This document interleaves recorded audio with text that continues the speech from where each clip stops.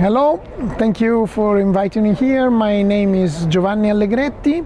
I work between two countries because I live in Portugal, where I am a researcher in the University of Coimbra, but at the same time I have a political assignment in Tuscany region in Italy as the co-director of the independent authority for the guarantee and promotion of participation, which is an organism at regional level that has a budget in order to multiply the process of participation and the participatory culture in the region of Tuscany.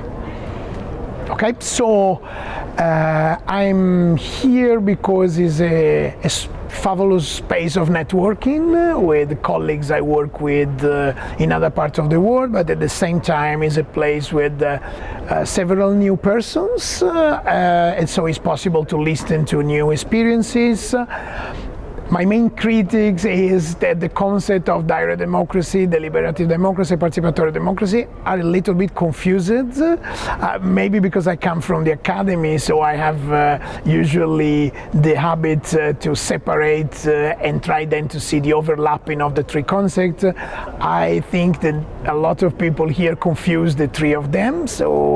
But it's very important to listen to stories. Stories are the thing that most communicate about the possibility that there are to make our democracy more intense than it is in this moment. And I think there is also a sort of anti-capitalistic glance that we have, because we understand that many of the constraints that our democracy have, they come from an economical system which suffocates or castrates democracy. Democracy, we have to fight from two sides. There are two big families of participatory practice.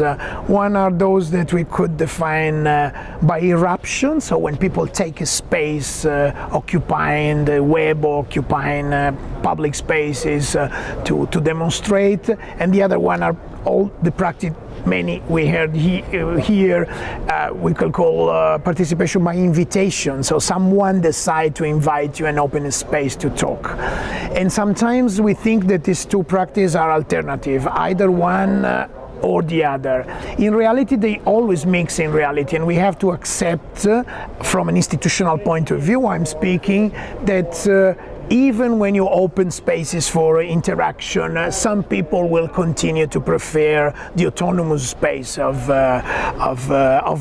to manifest their ideas and their voice. And I think this is the first step. We need to accept that the practice of participation are mixed, and sometimes when we see that people prefer to continue to protest instead of participate into participatory process, maybe we shape it in a bad way, the participatory process, that they do not feel at ease in them, or they feel driven by someone else, or they feel that there will be no consequences, so we must feed trust. And from an institutional point of view, this means give a lot of serious thinking about how to implement fast and well communicate what we have been doing after a process of participation. Because in many cases we take care of deliberation, and then when it finishes we forget to inform people of what happened then. So I think this is a small thing, very important. The second is to think participatory process for the people, not for ourselves, because as an institution in many cases we forge a participatory process on the base of our departments, of our fragmentation and division, and then people, they do not feel at ease because they are integrated in their mind, and we are bureaucratically divided into streamlines. So if we start from that, I think we can improve a lot our interaction with citizens.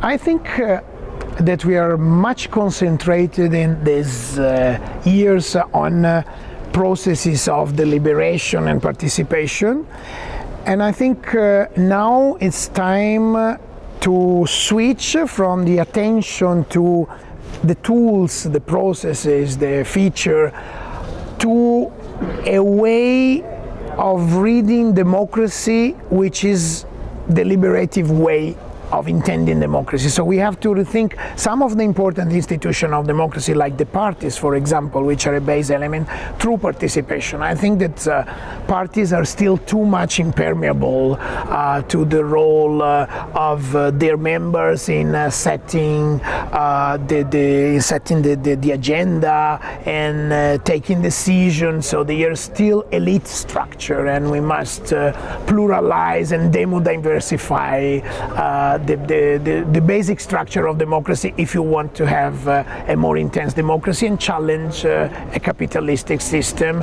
imagining alternatives in other ways.